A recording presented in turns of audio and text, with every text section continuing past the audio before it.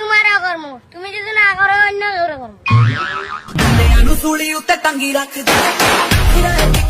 আপত্তিকর অঙ্গভঙ্গি আর কুরুচিপূর্ণ TikTok video কন্টেন্টের জন্য সামাজিক যোগাযোগ মাধ্যমে আলোচিত সমালোচিত নিশাত জাহান ইতু মিয়াসি সম্প্রতি ঢাকা প্রকৌশল ও প্রযুক্তি বিশ্ববিদ্যালয় ডুয়েটে আর্কিটেকচার বিভাগে প্রভাষক হিসেবে নিয়োগ পেয়েছেন তিনি, কিন্তু তারই নিয়োগ মেনে নিতে চাচ্ছে না শিক্ষার্থীরা। আপত্তি জানিয়ে মানববন্ধন করেছেন তারা।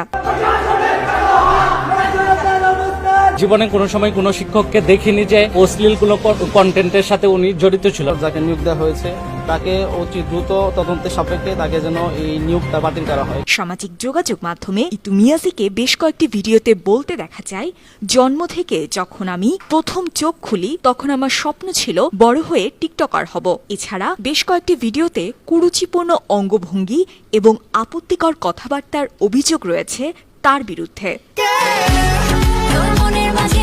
ওই হই শরম পাইছো কি? ফোন কাইটা দিলে তোমার আম্মু আইছে কি? ইতু মিয়াসি বাংলাদেশ প্রকৌশলী বিশ্ববিদ্যালয় বুয়েটের আর্কিটেকচার বিভাগ থেকে পাশ করেন। সম্প্রতি তাকে শিক্ষক হিসেবে নিয়োগ দেওয়ার পর থেকেই তার আপত্তিকর ভিডিও নিয়ে ডুয়েট ক্যাম্পাসে এবং ফেসবুকে আলোচনা সমালোচনার ঝড় ওঠে। ওই হই শরম পাইছো কি? ফোন শিক্ষার্থীদের কেউ কেউ বলছেন টিকটকে ভিডিও নিয়ে তাদের কোনো আপত্তি নেই, কিন্তু তারা এমন শিক্ষক চান না যার রুচিবোধ, আচার আচরণ সমাজের প্রচলিত শিক্ষা ব্যবস্থা কিংবা সামাজিক মূল্যবোধের সঙ্গে সাংঘর্ষিক।